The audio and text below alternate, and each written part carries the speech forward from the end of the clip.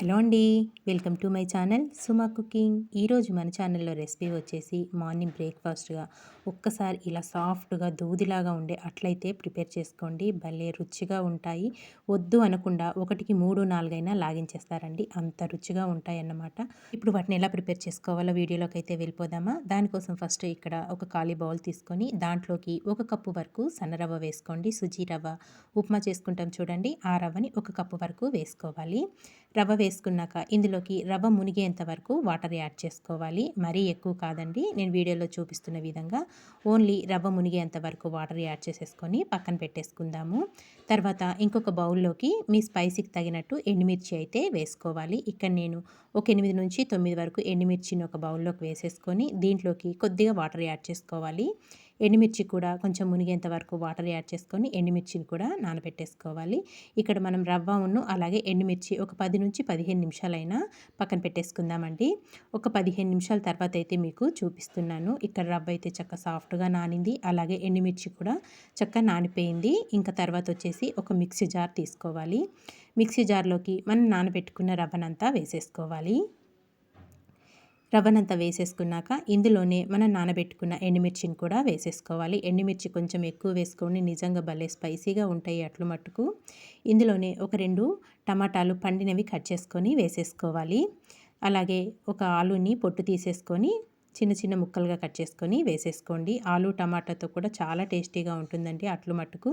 చిన్నవి 2 అల్లం ముక్కలు, 1 టేబుల్ స్పూన్ వరకు జీలకర్ర వేసుకొని వాటర్ ఏమి యాడ్ చేయకుండా మెత్తటి పేస్ట్ లాగా ఇలా గ్రైండ్ చేసుకోవాలి. ఇలా గ్రైండ్ చేసుకున్నాక దీంట్లోకి మనం ఏ కప్పుతోనైతే సన్నరవ్వ తీసుకున్నామో అదే కప్పుతో ఒక 2 కప్పుల వరకు మరమరాలు వేసుకోవాలి. వీటిని బొరుగులని కూడా అంటారు కదా.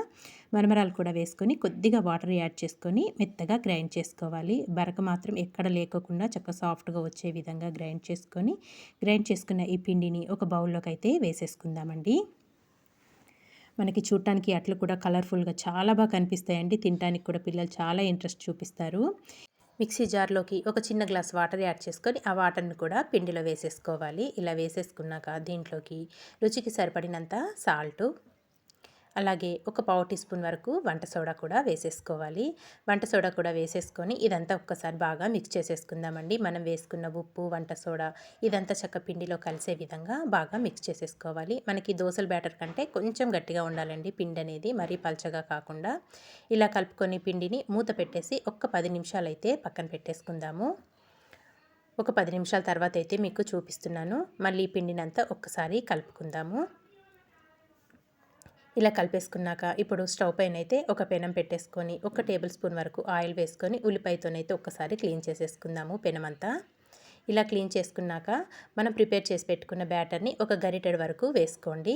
ఒక గరిటెడు వరకు పిండి వేసుకొని ఎక్కువగా స్ప్రెడ్ చేయాల్సిన అవసరం లేదండి, లైట్గా స్ప్రెడ్ చేసుకోండి. ఇలా స్ప్రెడ్ చేసుకున్నాక మనకు చక్కగా చూసారా ఎంత చక్కగా బబుల్స్ అనేటివి వస్తున్నాయో. ఇలా వచ్చాక కొద్దిగా ఆయిల్ అనేది వేసేసుకొని మూత పెట్టేసుకొని కుక్ చేసుకుందాము. మనకి ఇంకా రెండో పక్క కుక్ చేసుకోవాల్సిన అవసరం లేదండి, ఒక పక్క కుక్ అయితే సరిపోతుంది అట్లనేటివి. ఇక్కడ చూసారుగా చక్కగా కుక్ అయిపోయింది, చక్కగా కాలింది. ఇప్పుడు దీన్ని ఒక ప్లేట్లోకి అయితే తీసేసుకుందాము. చుట్టానికి చూసారా ఎంత కలర్ఫుల్గా కనిపిస్తుందో.